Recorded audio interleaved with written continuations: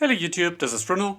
This video is a build tutorial for a guardian farm that can be built completely in the overworld, so it doesn't use any portals. You also don't have to drain any water from the monument. It's a very simple farm. It can be built in about 40 minutes. You can pretty much build it in the first few days of a new survival world if you want to use sea lanterns and perhaps prismarine. The one thing you need for it are potions of invisibility and perhaps 1 or 2 potions of water breathing, but other than that, the farm doesn't use any special materials. Go check out my video where I talk about why you would want to build a farm that doesn't use portals and what alternatives you have. This farm gives over 13,000 drops per hour, so that's about 4 double chests worth. One good thing about it is that it will also give about 400 black ink sacs, so you will have all the resources you need for dark prismarine. I have set up a little outpost not far from the monument with everything I need. Most importantly, you will need splash potions of invisibility and splash potions of water breathing. 5 to 6 invisibility potions and 2 to 3 water breathing potions should work. You will need about 9 stacks of glass and about 6 stacks of soul sand. You can replace the glass here with other building blocks, but you will need to spawn proof that, so you would have to add a few bottom slabs perhaps. The amounts are not exact, a bit on the generous side, so if you misplace a block or if you lose a block, that doesn't matter. The obsidian is only if you want to build a nether portal to be able to access the farm from the nether.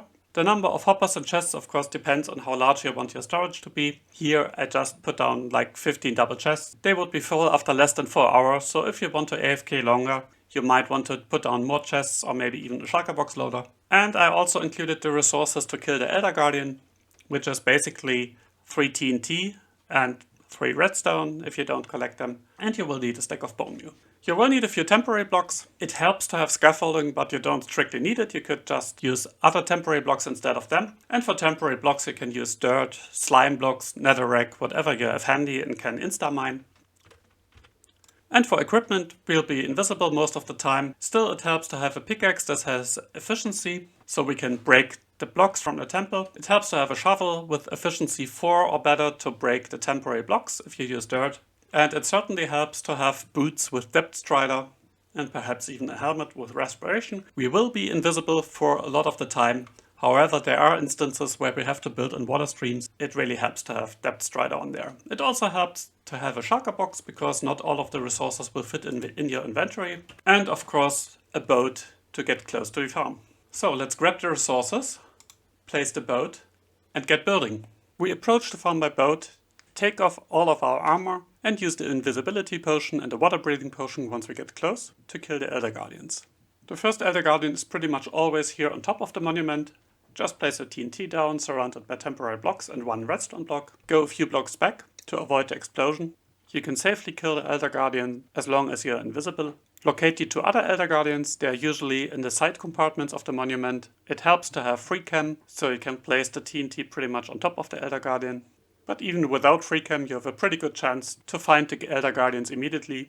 Swim back to the middle of the monument and start out with a 4x4 dirt platform and extend it to a 7x7 square, so this will be slightly off center. But in my experience, a 5x5 water elevator gave the best rates. So it's 5x5 in the middle for the water elevator and then 1 block to the outside for the fence gates and the glass.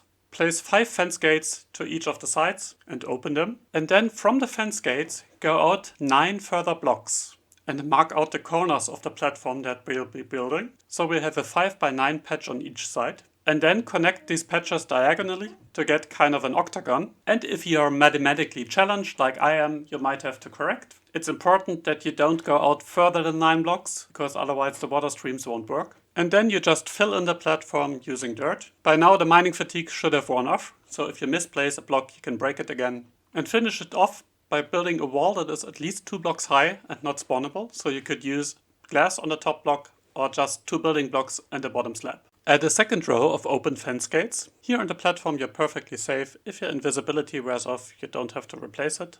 Start building the walls of the water elevator using either glass or building blocks. Here I go 3 blocks up. And then go to any side where you want to have the storage. Go up by about 4 blocks and build a platform where you will place the chests and where you can land to collect the drops. Place down your chest.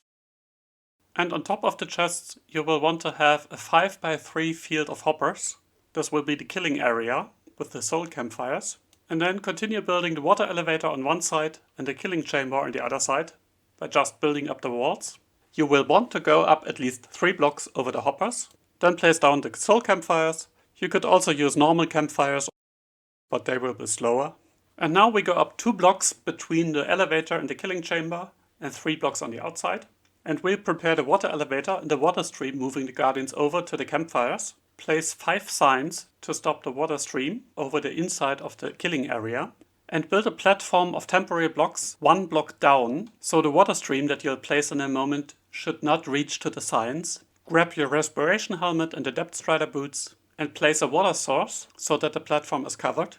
Break the temporary blocks and go down to the bottom of the 5x5 water elevator. You should be inside of a solid column of falling water, but we'll have to turn this into water sources using kelp, which you can do by placing 5 kelp plants 1 block between them and bone mealing them until they can grow no more. Then the whole column will have turned into water sources and you can break the kelp. Check that the kelp plants all float to the top. If they don't, you haven't turned the column into water sources. The water sources should have the same height as the wall between the killing chamber and the elevator. Now build a platform out of top slabs at the top water level of the elevator. The slabs will be waterlocked, so if we break them, they will be once again just water sources, but we can create a water stream on top of them. So don't use dirt or any other full blocks. To finish the killing setup, place water sources on the far side of the elevator.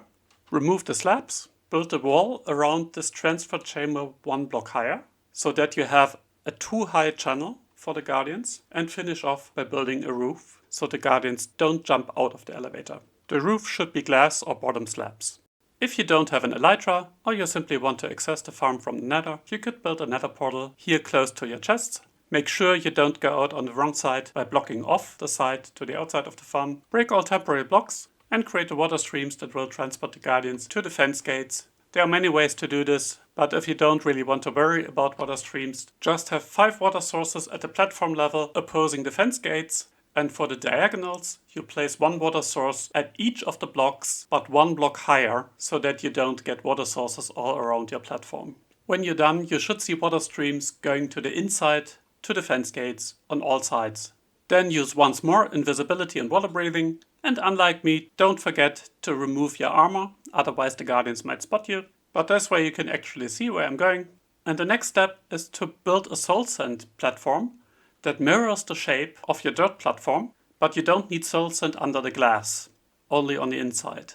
Try not to swim into the water bubbles because they will transport you to the dirt platform. The soul sand platform should be 4 or 5 blocks down from the dirt platform. You can place it on top of the roof of the monument, but you will have to remove the fuel blocks going up there and the sea lanterns. There should be no blocks between the soul sand and the dirt platform. Go back up and remove all of the dirt.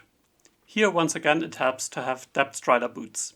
If you keep the dirt between you and the garden, you won't need invisibility, but if you want to be on a safe side, use another invisibility potion if your invisibility has run out. Just be careful to stay outside of the elevator, because if you are inside and are driven to the top, you would have to break the roof of your elevator and rebuild it. All that's left to do is to build an AFK spot. Go to the top of your elevator, right in the middle, and scaffold up all the way until height 185. Build a small platform for you out of non-spawnable blocks at height 185, so your feet should be at height 186. It could be 187 or 185. The farm would still work, but don't go up any higher. Add a couple of blocks to block phantoms and your farm is done. If you have FreeCam, you can use it to check that your farm is working fine. Our farm is working like a charm. 13k drops. If you break it down, that will give you about 10 stacks of sea lanterns per hour, plus about 7 stacks of dark prismarine, and maybe also 2 or 3 more stacks of prismarine bricks. Also probably more raw cod in 1 hour that you'll ever need. So I'd say this is quite sufficient for a normal survival world. Thanks for watching. You'll find a world download and a Lightmatica file in the description. Do check out my other video about the Guardian farms and see you next time. Bye bye.